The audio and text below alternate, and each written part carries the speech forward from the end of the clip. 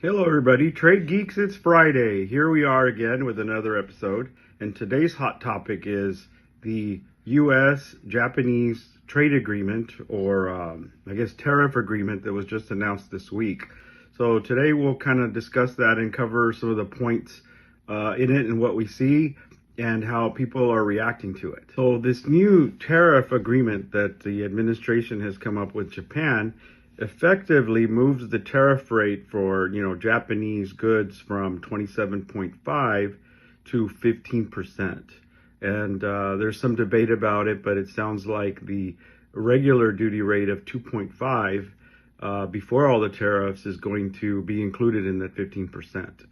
So this, I think people are cheering, mainly the Japanese automakers are cheering and the auto parts makers in Japan too, because it translates possibly into a $1.2 billion savings on the tariffs that they were projecting. On the other hand, the UAW and the US automakers are screaming.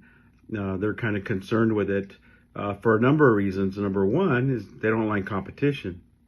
And then number two, it really unfairly puts the trade bloc of US, Mexico, and Canada in a precarious situation, because under the USMCA rules for automobiles or auto parts that are made in the US, Mexico, or Canada, especially between our trading partners, Mexico and Canada, which Mexico is our largest trading partner, they have really strict rules under the USMCA. They have to have a 70% content in North American steel, for example, or aluminum.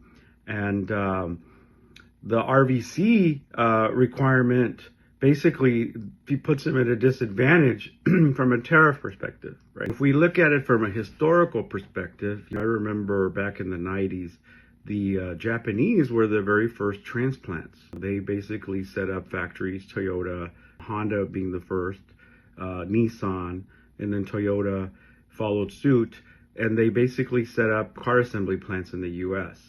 So they were very good, right? That was a very good thing.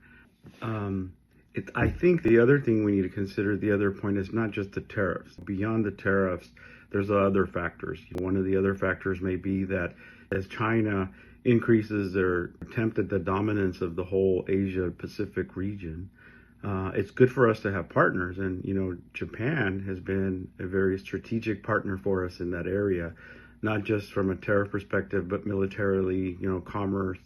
It's good to have a good ally over there, as well as the Philippines. So, I think it's good that the positive thing is that, we're strengthening our partners in the area.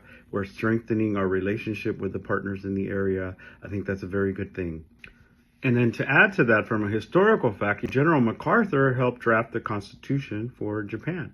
So the Japanese and the Americans have really have a very tight economic ties that goes back to post-World War II, when there was a lot of civilian American influence in helping them write the Constitution and implementing some of their laws. I mentioned that the U.S. auto, car, and auto parts manufacturers don't like competition. Well, I think we need to acknowledge here, I know that the president or ex-CEO of Stellantis, he said that, we had to rise to the challenge and we had to compete. And he was talking about the competition about the Chinese EV manufacturers and how they could manufacture a car for $30,000 that competes easily with a car over $60, $80, $100,000 now. Cars are as much as a house today.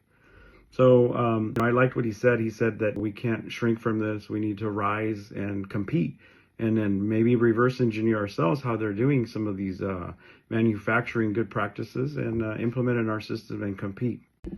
So Trade Geeks, just like here at TradeFlex, we've been recommending to everybody in all our subsequent videos. We kind of layer it, try to give the information in 5-minute bursts, so to speak. But, there's a lot of things you can do to prepare and, get control of your supply chain.